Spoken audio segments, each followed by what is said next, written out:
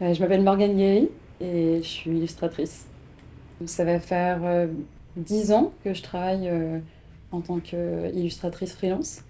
Alors sur la première collaboration qui a été faite avec Rinck, l'idée vient du président Valentin Goux qui m'a donné carte blanche pour du coup peindre un plafond dans un bureau. Et du coup l'idée était vraiment d'articuler quelque chose qui respire et qui vive dans une pièce assez petite autour de la thématique de la constellation d'Orion.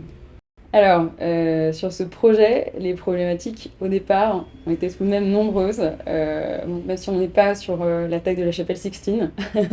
Moi, j'étais toute seule pour peindre ce plafond et il a fallu déjà comprendre comment mettre en place peut-être des médiums pour m'aider à le peindre. On avait hésité à mettre en place un échafaudage, mais c'était trop compliqué.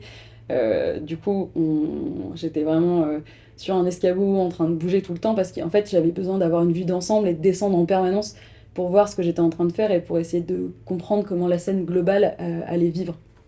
Alors pour les étapes de réalisation, on a commencé par mettre en place ensemble un croquis du coup autour de la thématique d'Orion.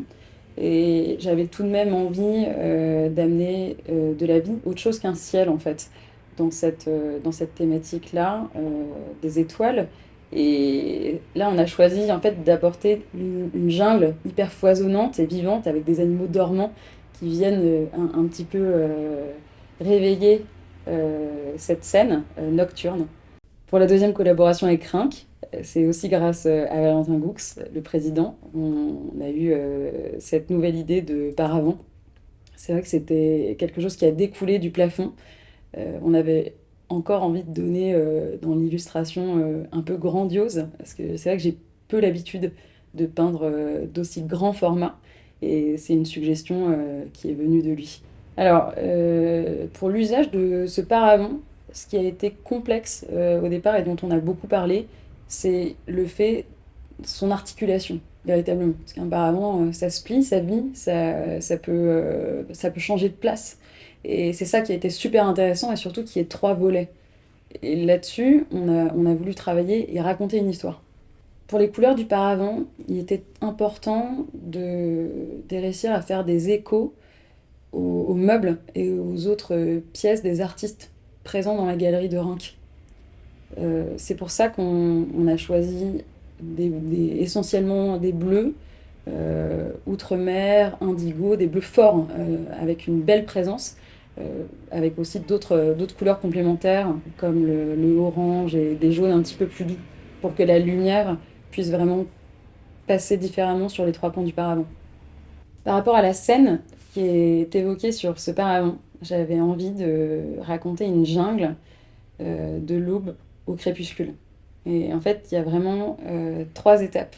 Il y a cette aube où les couleurs sont très claires, très douces.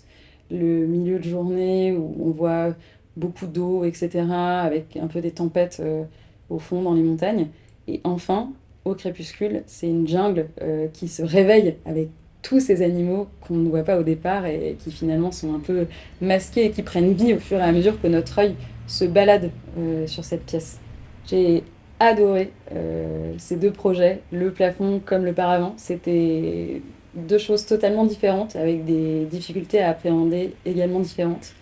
Mais ce que je retiens, en tout cas là-dedans, c'est que le grand format a complètement libéré mon coup de pinceau. La peinture du plafond, c'était quelque chose de déjà plus facile à appréhender. Mais faire de l'aquarelle en grand format, c'est quelque chose qu'on fait peu, parce que c'est quand même très compliqué de tendre des feuilles de 1,60 m par 80 cm de large.